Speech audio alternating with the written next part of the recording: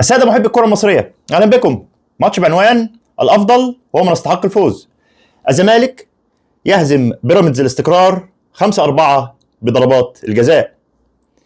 رغم الاستحواذ والسيطرة على الملعب من قبل نادي بيراميدز، إلا إن دفاع الزمالك كان ليه دور كبير قوي في النتيجة. بيراميدز عمل 14 فرصة على مرمى عواد، منهم 5 دفاع نادي الزمالك عمل فيهم بلوك، منع الكوره من الوصول للعواد. 3 بس هم اللي بين ال3 خشبات، و6 كور بره الملعب. سبب ضعف بيراميدز اليوم كان نص ملعبه، وبالاخص ادوار الكارتي وقطه، وطبعا زلاكا، وكمان حط معاهم الشيبي وكريم حافظ. الزمالك باحمد ربيع وناصر ماهر، ومعاهم شحاته، وكمان ادوار عمر جابر وفتوح، قفلوا الملعب تماما وقفلوا الامداد عن مايلي وعن اي حد يدخل 18 نادي الزمالك.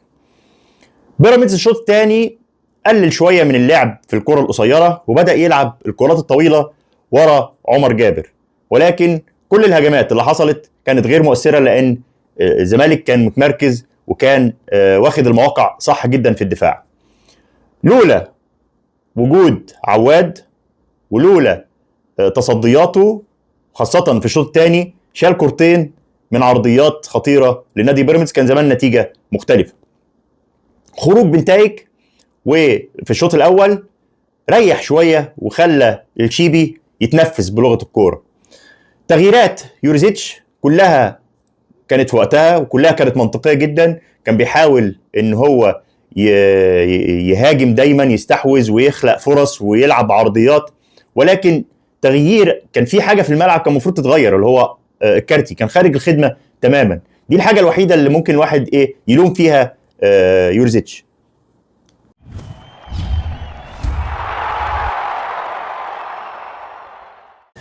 زمالك رؤوف، قلت قبل كده ان رؤوف مدرب جريء بيلعب بقدرات الفرقه بتاعته ومش بيخاف ومش بيقفل الملعب، بس النهارده هو قفل الملعب، اثبت ان عنده امكانيه دفاعيه مش بس امكانيه هجوميه، وكمان ما كانش خايف النهارده، خاصه في بدايه الشوط الثاني. لو نشوف المباراه من بدايه الشوط الثاني، نادي الزمالك كان ضاغط بيراميدز اول 10 دقائق من الشوط الثاني تقريبا، او اول 5 دقائق كان في امل انه يقدر يخطف جول. تغييراته كانت موفقه جدا، بدات تحديدا في الشوط الثاني بعبد الله السعيد، خرج خط وسط مدافع اللي هو احمد ربيع في محاوله لعمل توازن وشكل هجومي لنادي الزمالك. لو لاحظت عبد الله السعيد في اخر 5 دقائق كان ممكن يغير النتيجه، لانه ودى واحده للجزيري اللي انفرد وكان ممكن يجيب جول في الدقيقه 86 تقريبا. تغييره احمد شريف هي اللي غريبه شويه، لان سيف ما قفلش الملعب، او كمان ادواره الهجوميه ما كانتش زي احمد شريف. هل احمد شريف كان مصاب؟ انا مش متاكد. عواد انقذ نادي الزمالك من هدفين مؤكدين، وكان كمان صد ضربه الجزاء اللي الزمالك كسب بيها المباراه. كان ليه ادوار النهارده مهمه، وكان سبب من اسباب فوز نادي الزمالك.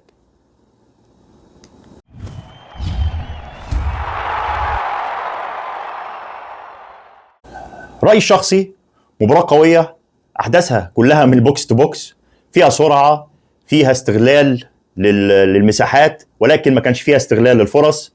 يمكن أكتر مباراة شفت فيها تحولات هجومية، كمية التحولات الهجومية والدفاعية دي، كل فريق كان بيقطع الكورة ويروح يهاجم، الفرقة التانية تقطع الكورة وتروح تهاجم، كان اللعب محصور في نص الملعب، الكورة كانت رايحة جاية ما بين الفرقتين، ما كانش في فريق ضاغط فريق في نص ملعبه. يعني ممكن بيراميدز في نهايه المباراه في اخر ربع ساعه او اخر 10 دقائق بطبيعه الحال كان ضاغط نادي الزمالك في ملعبه. كل لعيب في الفرقتين كان حافظ ادواره، كان بيقوم بيها، سواء كانت الادوار الهجوميه او الادوار الدفاعيه، وكان في التزام تام بالمراكز وبالضغط، وما كانش فيها فوات كتير. نص ملعب الفريقين كان ناجح جدا في الرقابه والضغط واستخلاص الكوره والتحول من الدفاع للهجوم. اخر 5 دقائق في المباراه كانت ممكن النتيجه تبقى 2-1 للزمالك. ازاي؟ في عندنا انفراد بتاع الجزيري اللي اداها له عبد الله السعيد في الدقيقه 86، ووراها كوره لشيكوبانزا، اللي هو انا استغربت من رده فعله انه خد الكوره وخلاص، يعني المفروض يعرض الكوره تبقى جون، خد الكوره ونط كده بشكل غريب. لازال شيكوبانزا بيلعب بطريقه استعراضيه، لازم حد يكلم اللعيب دوت. والكوره اللي من الناحيه الثانيه كانت من كوره، من انفراد او مش انفراد، يعني كوره جت في رجل دازيلفا طلعت فوق العرض. ده كان تحليل مباراه اليوم. لو الفيديو عجبكم رجاء لايك وشير، واستنوني في تحليل جديد ان شاء الله.